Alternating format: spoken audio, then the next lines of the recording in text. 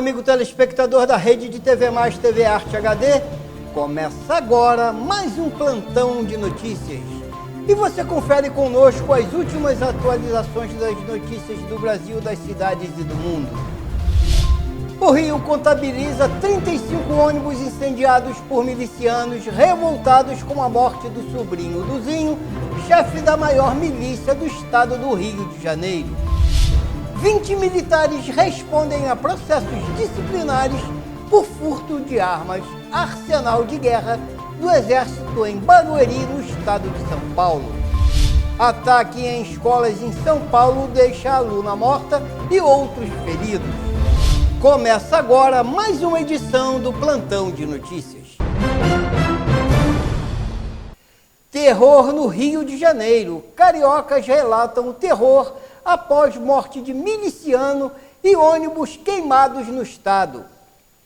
Após dia de terror, Dino diz que o governo vai aumentar o número de equipes federais na segurança. Ministro da Justiça afirmou que operações diárias no Rio serão mantidas e ampliadas. A morte de miliciano provocou o dia de terror e deixou 35 ônibus queimados nesta segunda-feira, dia 23. Os ataques foram em represália à morte do sobrinho do chefe da milícia, Zinho, na comunidade de Três Pontes. Mateus da Silva Rezende, conhecido como Teteu ou Faustão, era apontado como o número 2 da hierarquia da milícia comandada pelo tio e foi morto durante uma troca de tiros com a polícia civil. Foram inúmeros os flagrantes de bandidos ateando fogo em ônibus com pessoas no interior dos veículos. Uma verdadeira cena de terror. Acompanhe.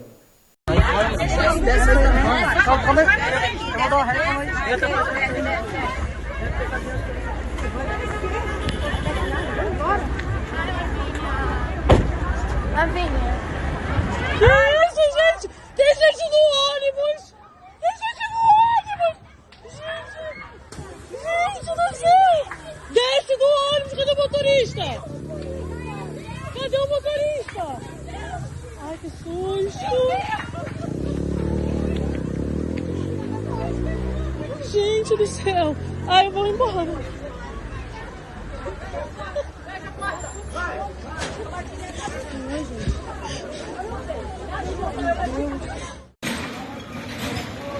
Acabando de incendiar agora, incendiaram agora, aí ó, cesárea de mel, ó, 2 sonhos pegando fogo, ó, o clima tá tenso, hein, clima tenso.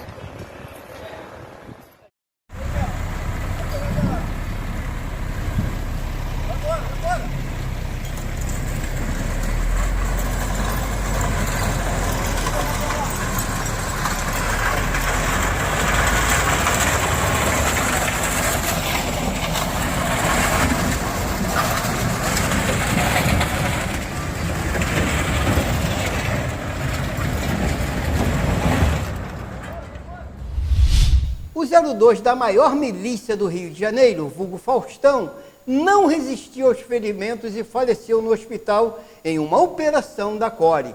Ele foi baleado após entrar em conflito com os policiais. O chefe da milícia, Tauan, vulgo Tubarão, comemorou a morte do Faustão, sobrinho de Zinho.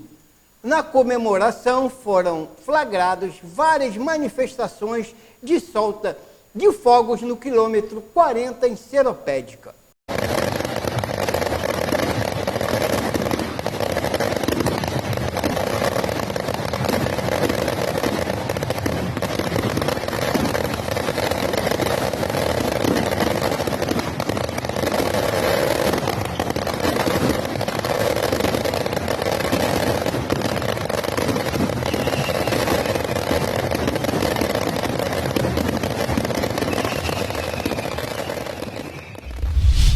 Na operação, mais de 10 criminosos foram presos por agentes da segurança pública da cidade do Rio.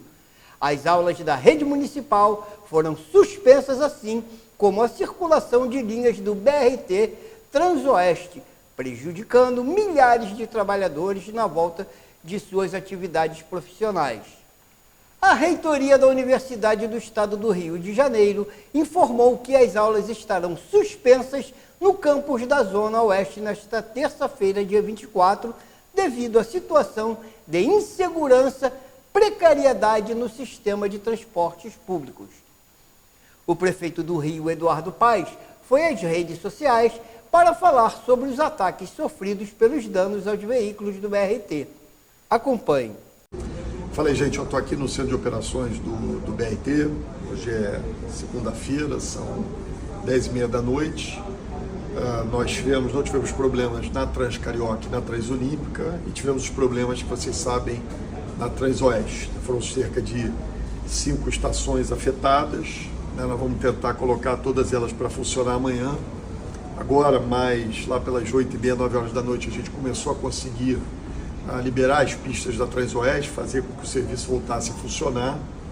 Estamos aqui, o time todo do BRT está trabalhando para que, se Deus quiser, em segurança, com o apoio das forças policiais, a gente possa circular, levar as pessoas para casa hoje. O esforço está sendo grande aqui e amanhã operar normalmente, né? O que a prefeitura pode fazer diante dessa situação e torcendo, apelando para que as forças de segurança pública não permitam mais que esses atos terroristas absurdos aconteçam. No final, quem sai prejudicada é a população carioca. E também o governador Cláudio Castro se manifestou em entrevista no Palácio Guanabara e advertiu, abre aspas, o mal não vencerá o bem. Queria dizer que esses 3 criminosos, e eu vou nomeá-los, disse o governador, Zinho, Tandera e Abelha, nós não descansaremos enquanto não os prendermos e todos aqueles que os circundam, porque criminoso no Rio de Janeiro não tem vez e não terá paz, garantiu o governador do Rio de Janeiro na coletiva de imprensa. Acompanhe. Hoje nós demos um golpe, um duro golpe, numa das maiores milícias da Zona Oeste do Rio de Janeiro. Uma ação que foi pautada primeiro pela inteligência, onde nós estamos sim atrás dos maiores líderes dessas facções criminosas. É nosso compromisso, eu já tenho dito, prender principalmente os 3 maiores líderes do tráfico e da milícia do Rio de Janeiro. Hoje a nossa intenção era na milícia do miliciano conhecido como Zinho. No meio da operação houve uma resistência e nós prendemos, e depois veio a óbito o Matheus Rezende, também conhecido como Faustão ou Teteu.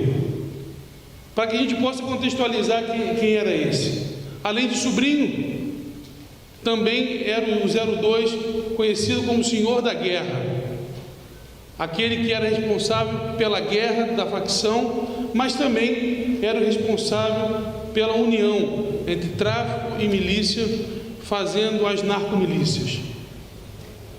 Há quem diga, inclusive, que ele era preparado para ser, em seguida, o sucessor desse milicianozinho. O que nós percebemos, em seguida da operação, e pela operação, queria parabenizar a nossa Polícia Civil, a Draco, toda a nossa Polícia Civil, a CORE, porque neutralizaram um dos maiores criminosos da atualidade do Rio de Janeiro hoje. Pelo menos 20 militares estão respondendo a processos disciplinares por conta do furto de 21 armas do arsenal de guerra do Exército em Barueri, em São Paulo, informou o Comando Militar do Sudoeste. Cerca de 40 militares continuam sem poder deixar o quartel. Eles estão em prontidão para prestar informações sobre o caso. Acompanhe. Entre os militares estão oficiais, sargentos, cabos e soldados que teriam sido negligentes no trabalho. Pelo menos 3 militares são suspeitos de envolvimento direto com o furto. O processo está na fase de defesa dos acusados. Depois dessa etapa, eles serão julgados e poderão ser presos disciplinarmente por até 30 dias. Os envolvidos no caso também vão responder a processos na esfera criminal e julgados pela Justiça Militar. Do total de 21 armas furtadas, 17 foram recuperadas, 8 no Rio de Janeiro e 9 em São Roque, interior de São Paulo.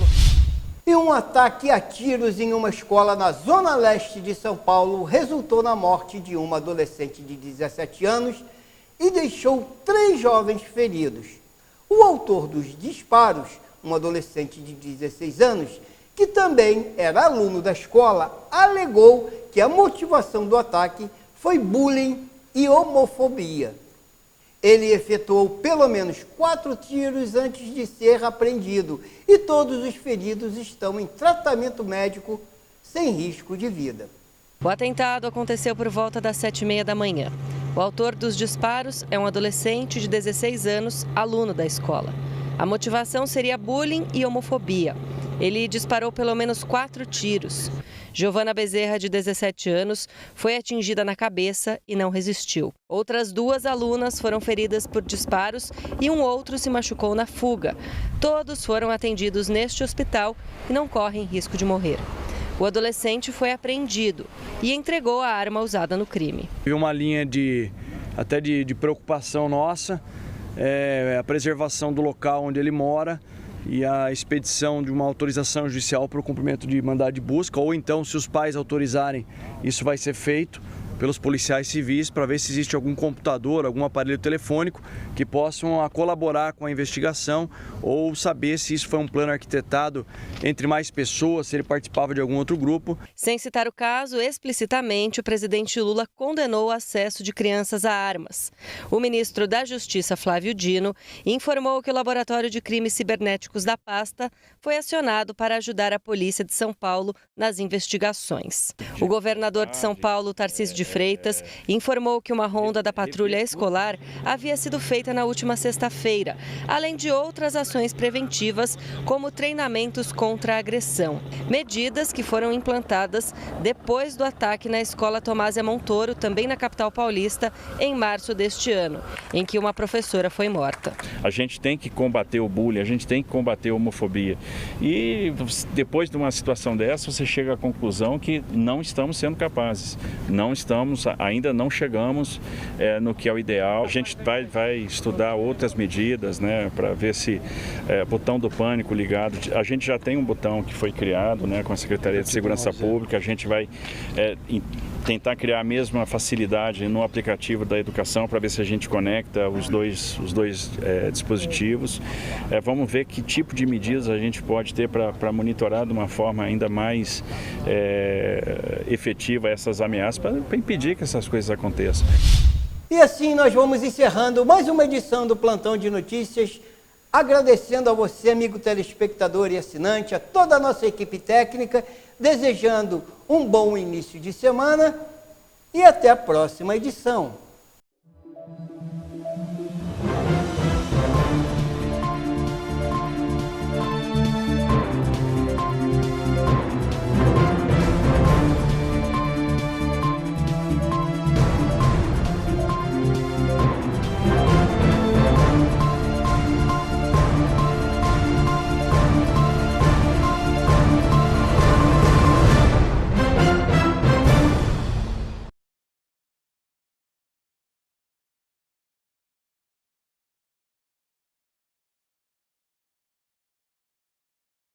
Para você, lata.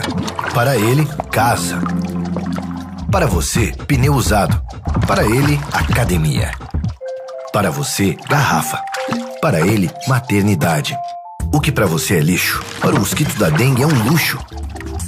Deixe seu quintal sempre limpo e acabe com as mordomias do Aedes aegypti.